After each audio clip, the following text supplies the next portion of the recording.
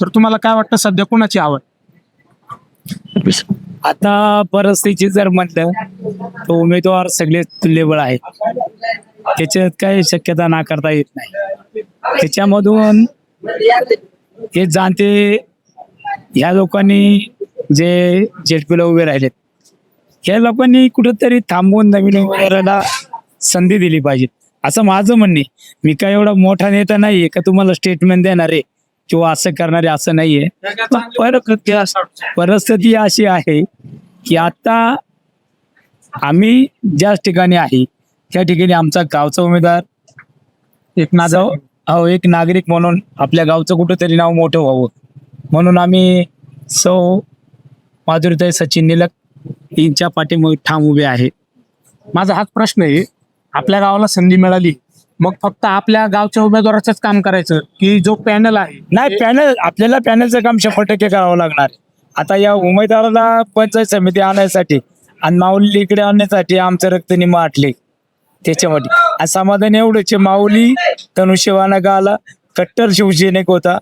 उद्धव बाळासाहेब ठाकरेंचा माऊली होती आणि माऊली खरोखर कष्टाने त्या बिचारीने आजपर्यंत काम केलेलं आहे. आता माऊली शेटकांडाळे यांनी 30 वर्ष पक्षाचं निष्ठावानपणे काम केलेलं आहे, पण त्यांना विश्वासात न घेता तालुक्याचे ते अध्यक्ष असताना त्यांना तालुक्यातून मीटिंग जी भरवली गेली आणि तुतारी वाजवणारा माणूस असेल म्हणजे शरदचंद्रजी पवार साहेबांचा पक्ष असेल, त्याचबरोबर घड्याळ या पक्षाबरोबर त्यांनी आघाडी केली मशालीने उद्धव बाळासाहेब ठाकरे यांनी.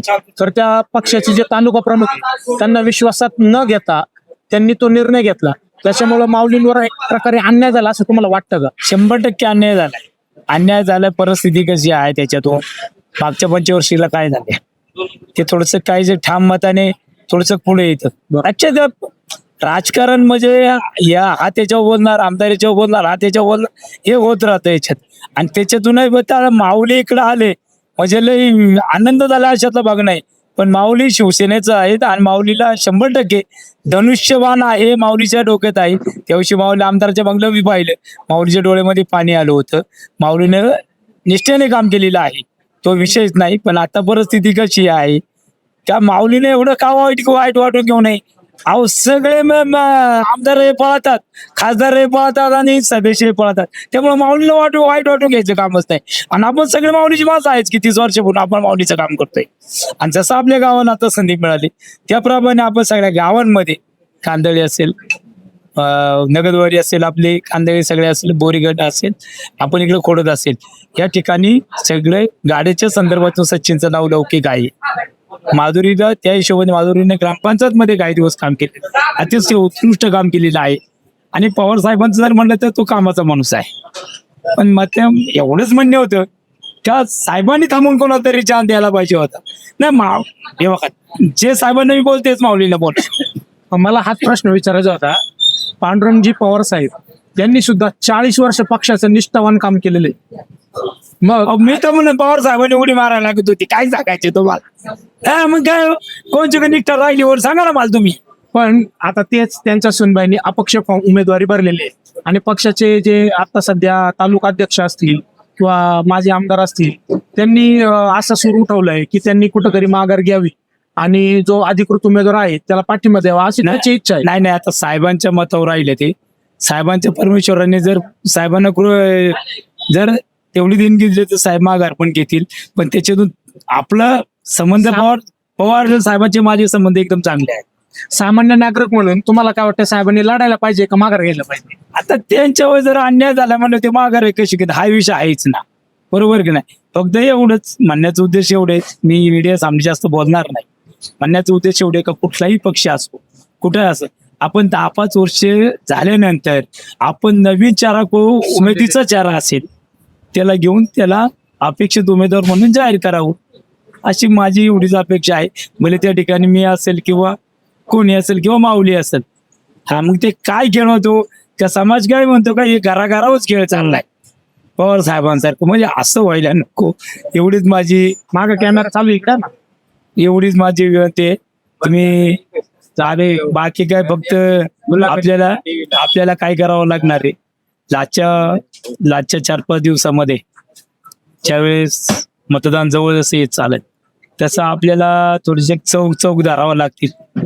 कारण काय बरीचशी मंडळी पैशावाली आहेत. पैसे वाटत सुटलं तर एखाद्या शेताला जागा बसू शकतो, तसं होणार नाही. आमच्या शेतात 100% मी सांगेल, त्या 100% शेत आमचं येई नाही. हा सो माझं सचिन नेले 100% नाही, कारण आम्ही तेवढं कष्ट करणार तेवढं पळणारच आहे. तेव्हा मी सगळ्यांना मतदारांना सांगू शकतो की आपल्या वडगावचं सीट आहे, चांगला मनुष्य, कार्य सांभाळलेला माणूस, कामं केलेली माणसं आहेत, यांना आपण निवडावं. मी पवार साहेबांबद्दल सुद्धा जास्त बोलणार नाही, कारण त्याचे माझे सुद्धा संबंध चांगले. माऊली संगत 30 वर्ष मी आहेच, लक्षात घ्या. आणि हे पण सांगतो मी, माऊलीला इकडे आणायचे होते 3 दिवस. आमदाराला 11:30 वाजता फोन चालतो, 11-12 वाजता फोन बंद झालाय. आमदाराला फोन झाला का माऊलीला फोन झाला का आमदाराला. बरेच कष्ट करावं लागलेत मला, त्याच्यात आनंद आहे. माऊली इकडे आलाय, माऊलीला पहिल्यापासून धनुष्यबाणाचा विजय आणि आता माऊली धनुष्यबाणाची. आणि लास्टला माऊलीचाच विजय होणार. कसा होणार का धनुष्यबाण आपल्याकडेच येणार आहे. कोर्टाचा निकाल झाला तरी धनुष्यबाण आपल्याकडेच येणार आहे.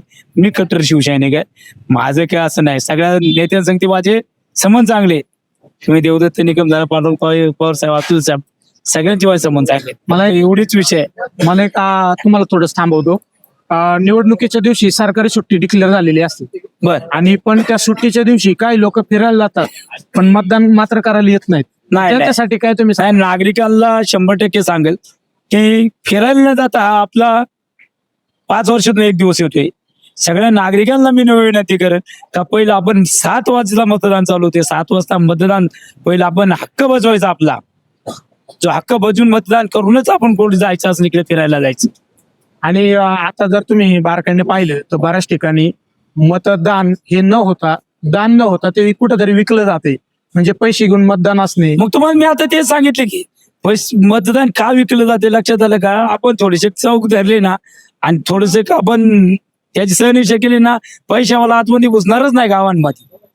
हे आपण डोक्यात अभय, हे सवय कोणी लावली, जाऊ द्या लावली त्यांनी लावली, पण आपल्याला त्याच्यावर जास्त बोलायचं नाही. फक्त विनंती एवढीच आहे का आपल्या गावामध्ये जो कॅन्डिडेट आहे त्याला सर्व टोटल आपला पॅनल जो आहे त्या पॅनलला सगळ्यांनी मतदान करावं, हीच माझी अपेक्षा आहे. बाकी मी काय जास्त मोठा नेता नाहीये आणि मी तुम्हाला स्टेटमेंट म्हणून सहज येतोय.